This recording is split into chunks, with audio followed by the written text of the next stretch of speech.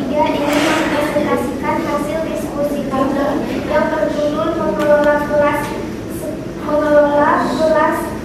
sekolah dasar melalui pendekatan lingkungan alam sekitar. Materi A, mengajar dengan lingkungan alam sekitar, yang akan dibacakan oleh Maulidia Putri. Pada Maulidia, silakan. Assalamualaikum warahmatullahi wabarakatuh. Waalaikumsalam warahmatullahi wabarakatuh. Sini saya akan menjelaskan tentang mengajar dengan pendekatan lingkungan alam sekitar.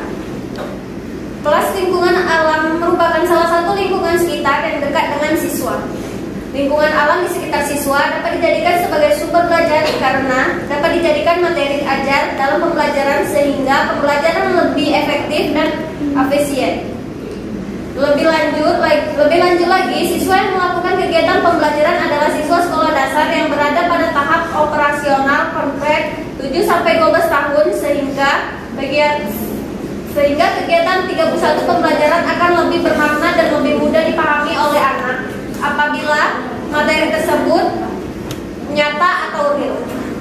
Dalam proses pembelajaran, adanya pemanfaatan lingkungan alam sekitar, tentunya banyak pemberian manfaat yang dapat digunakan dalam pencapaian tujuan pembelajaran. Sebagaimana menurut Pratiwi Pujiastuti, terdapat beberapa manfaat lingkungan sekitar dalam pembelajaran IPA di sekolah dasar SD.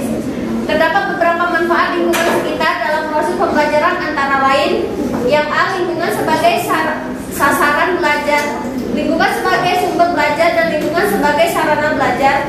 Lingkungan sebagai sasaran belajar berarti segala sesuatu yang berada di sekitar siswa merupakan objek yang dapat dipelajari atau diajarkan kepada siswa. Contoh lingkungan sebagai sasaran belajar di sana, jika kita mempelajari tentang bagian tubuh hewan atau bagian tubuh manusia, maka kita memerlukan tumbuhan, hewan, dan manusia yang terdapat di lingkungan sekitar siswa. Yang B, lingkungan sebagai sumber belajar, yaitu lingkungan memiliki beragam sumber belajar yang dapat dimanfaatkan seperti buku, kebun sekolah, laboratorium, lingkungan alam, dan sebagainya. Yang C, lingkungan sebagai sarana belajar, yaitu bahwa setiap kegiatan pembelajaran memerlukan sarana belajar seperti ruang kelas dengan 32 perabotannya, laboratorium dengan perlengkapannya, perpustakaan, dan sebagainya. Lingkungan sekitar merupakan sarana belajar yang baik serta lengkap. Selain itu sudah disediakan oleh alam sehingga kita tidak perlu membelinya dengan harga mahal. Cukup bagaimana kreativitas kita dalam menggunakan sarana belajar tersebut. Dengan demikian, lingkungan dapat dikatakan sebagai sarana belajar yang ekonomis. Lingkungan alam memiliki berbagai material yang dapat dilakukan sebagai sumber, sarana maupun sarana belajar sehingga siswa dapat belajar secara langsung mengenai materi yang dipelajari secara konkret dan mudah ditemui dalam kehidupan sehari-hari. Dengan begitu siswa diharapkan dapat memahami materi tersebut dengan mudah. Selanjutnya yang B akan dijelaskan oleh Hilda Faiza. Materi yang B, peranan alam lingkungan sekitar sekolah sebagai sumber belajar anak didik.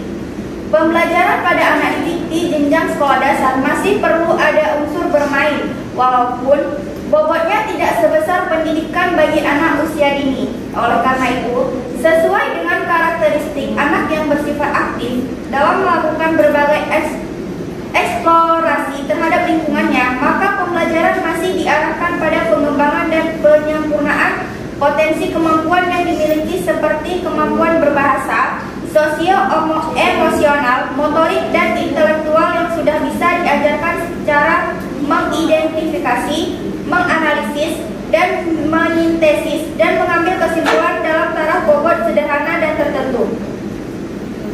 Trondike mengemukakan bahwa belajar merupakan proses interaksi antara stimulus dan respon. Stimulus dalam hal ini dapat berupa pikiran, perasaan, atau gerakan. Perubahan tingkah laku tersebut dapat berwujud sesuatu yang konkret yang tidak bisa diamati. Dengan asumsi demikian dapat diramalkan perubahan apa yang akan terjadi pada anak. Lingkungan adalah sesuatu gejala alam yang ada di sekitar kita, di mana terdapat interaksi antara faktor biotik hidup dan faktor abiotik tak hidup. Lingkungan menyediakan rangsangan stimulus terhadap individu dan sebaliknya individu memberikan respon terhadap lingkungan. Dalam proses interaksi itu dapat terjadi perubahan pada diri individu berupa perubahan tingkah laku. Lingkungan yang berada di sekitar kita dapat dijadikan sebagai sumber belajar. Lingkungan meliputi masyarakat di sekeliling sekolah, lingkungan fisik di sekitar sekolah, bahan-bahan yang tersisa atau tidak dipakai, bahan-bahan bekas dan bila diolah dapat dimanfaatkan sebagai sumber atau alat bantu dalam belajar, serta peristiwa alam dan peristiwa yang terjadi dalam masyarakat.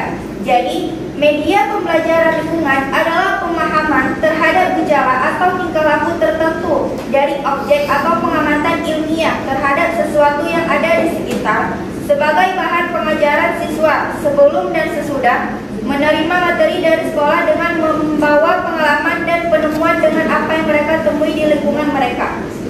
Jeremy Bruner mengemukakan teorinya yang dikenal dengan pendidikan lingkungan. Menurut teori ini, proses belajar akan berjalan dengan baik dan kreatif jika guru memberikan kesempatan kepada anak untuk menemukan sesuatu aturan melalui contoh-contoh yang digambarkan atau yang menjadi sumbernya. Kemudian materi yang C akan dijelaskan oleh Ida Wahyuni. Yang C, manfaat mengajar dengan pendekatan lingkungan alam sekitar. Manfaat yang bisa diambil dari mengajar dengan kelas yang ditemukan oleh Suryotono 1986 atau 78. Yang A, guru dapat meragakan secara langsung. Yang B, memberikan kesempatan agar anak aktif atau giat. Yang C, memberi bahas ekspresi intelektual yang kokoh dan tidak verbalitik. Yang D, memberi emosi emosional. Yang E, kemungkinan adanya pengajaran dan fungsional. John Ciancia 2011 menemukan kelebihan pemanfaatan pendekatan lingkungan, yaitu yang A, kemungkinan terjadi proses belajar yang lebih bermakna, meaningful learning. Yang B, sebagai sumber belajar. Yang C, dapat menarik bagi anak sebab lingkungan menyediakan sumber belajar yang sangat beragam dan banyak pilihan. Sedangkan Adelia Vera 2012 28 atau 51 menyebutkan kelebihan kegiatan pembelajaran di luar kelas, yaitu yang A, mendorong motivasi belajar. Yang B, suasana belajar yang menyenangkan. Yang C, mengasah aktivitas fisik dan kreativitas. Yang D, menggunakan media pembelajaran yang konkret. Yang E, penguasaan keterampilan dasar sikap dan aviasi. Yang F, penguasaan keterampilan sosial. Yang G, keterampilan studi dan budaya kerja. Yang H, keterampilan bekerja kelompok. Yang E, mengembangkan sikap mandiri. Yang Y, hasil belajar permanen dan tidak mudah dilupakan. Yang K, tidak memerlukan banyak peralatan. Yang I, mendorong penguasaan keterampilan intelektual. Yang M, mendekatkan hubungan emosional antara guru dan siswa. Yang N, mengarah sikap ke arah lingkungan yang lebih baik, pembelajaran bermakna dan yang sangat mudah mengatasi kendala belajar. Pemanfaatan kelas juga cocok dan pas ditetapkan dalam setiap proses pembelajaran karena kemungkinan siswa melalui dimensi proses-proses kognitif, bukan hanya dimensi pengetahuan saja. Lorin W.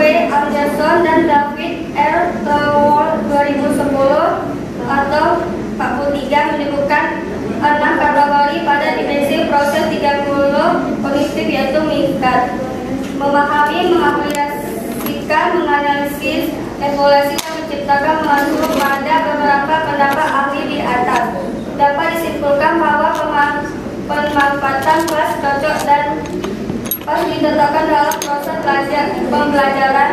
Dalam penelitian dimensi proses kognitif yang akan diteliti meliputi mengikat, memahami, mengapresiasi, dan menganalisis.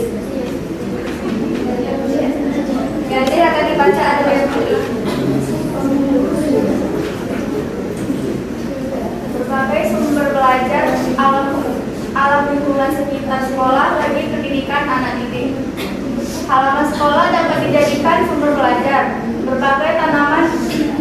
kenyamanan di sana. Selain memperindah suasana sekolah, siswa dapat belajar berbagai hal seperti mengetahui bagian-bagian tanaman dan ekosistem. Yang pertama, lingkungan dalam sekolah. Lingkungan dalam sekolah biasanya akan diterjemahkan sebagai halaman sekolah. Pemanfaatan sehari-hari halaman nampak dari kegiatan baris berbaris, olahraga, dan berbagai kegiatan ekstrakurikuler. Lingkungan halaman sekolah sebagai tempat bermain sambil belajar dan belajar sambil bermain. Belajar dengan bermain dapat dilakukan dengan beragam macam kegiatan. Membuat kuis, game, dan kelompok belajar lebih memudahkan dalam penyerapan materi. Saat pembelajaran dilakukan, anak-anak akan merasa terlibat. Semua anggota badan akan terlihat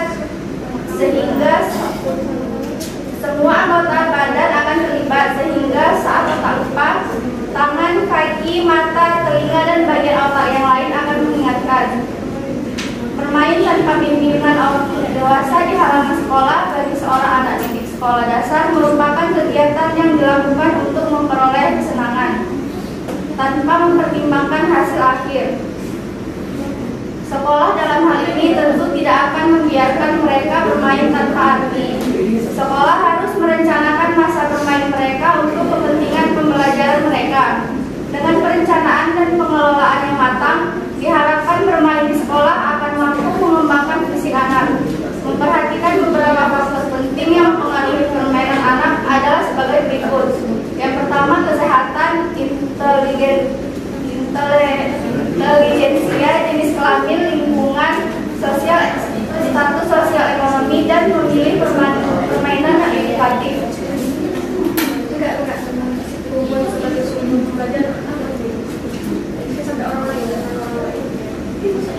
Mainan edukatif adalah sarana atau alat bermain yang mengandung nilai pendidikan dan pembelajaran yang positif bagi mereka yang memainkannya. Mainan edukatif untuk anak akan memberi nilai tambah atau manfaat bagi anak tersebut dalam hal kecerdasan otak, keterampilan motorik, kecerdasan emosional, dan lain-lain. Tidak semua mainan bisa disebut mainan edukatif dan cocok untuk perkembangan anak. Demikian pula tidak semua mainan memiliki derajat edukasi yang sama. Ada mainan yang bagus dan sangat edukatif karena memperdulikan aspek pendidikan dan pembelajaran. Ada pula mainan yang tidak bagus, tidak edukatif karena hanya memperhatikan keuntungan penjualan atau produsennya. Setiap anak pasti menyukai mainan. Jika terpercaya, coba bawa anak Anda ke toko mainan anak. Di sana ia pasti akan menemukan satu atau lebih mainan yang ingin dimilikinya. Mainan yang edukatif untuk anak bukan sekedar mainan yang membuat anak senang dan terhibur, melainkan mainan yang mengandung nilai pendidikan dan pembelajaran sesuai dengan usianya. Itu karena mainan edukatif akan melibatkan atau melatih indera anak, merangsang imajinasi, dan mendorong anak untuk berinteraksi dengan orang lain. Selanjutnya akan dibacakan oleh Alvin. Pemanfaatan halaman sekolah sebagai sumber pembelajaran IPA. Dalam pembelajaran IPA dapat diartikan sebagai segala sesuatu yang ada di sekolah atau tempat tinggal siswa yang termasuk di dalamnya makhluk hidup maupun benda mati yang dapat dijadikan sebagai sumber belajar. Dengan maksud lebih lanjut bahwa lingkungan tersebut dapat menjadi objek pengamatan, sarana atau tempat melakukan percobaan, menyelidiki, dan sebagai tempat mendapatkan informasi. Maka dengan pengertian lingkungan merupakan sesuatu yang sangat penting bagi baik sebagai wahana maupun sebagai objek pembelajaran IPA. Oleh karena itu, boleh saja ada anggapan bahwa banyak sekolah atau kekurangan buku sumber atau alat seragam praktik buatan pabrik, tetapi tidak akan ada sekolah yang kekurangan lingkungan sebagai sumber belajar. Di sekolah dasar pun tumbuhan menjadi sumber belajar yang mampu diolah dengan beragam cara oleh guru untuk mempermudah proses pembelajaran sekaligus menarik minat serta motivasi anak didik. Pengenalan dieksplorasi untuk mengetahui berbagai jenis tumbuhan yang terdapat di sekitar sekolah. Metode yang digunakan adalah praktik melakukan lapangan dasar pengenalan jenis tumbuhan, pembuatan papan nama tumbuhan, dan pembuatan peta tumbuhan di sekitar sekolah. Dimaksudkan agar anak didik dapat memahami apa saja manfaat tumbuhan yang terdapat di sekolah. Pemanfaatan halaman sekolah belajar untuk belajar IPS.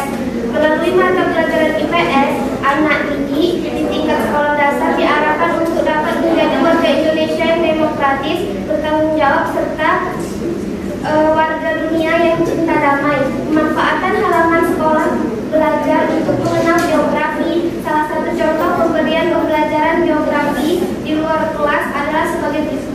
Sebelum anak didik keluar kelas, guru sudah menentukan lokasi di luar kelas untuk melaksanakan pembelajaran. Guru membagi murid untuk membuat kelompok.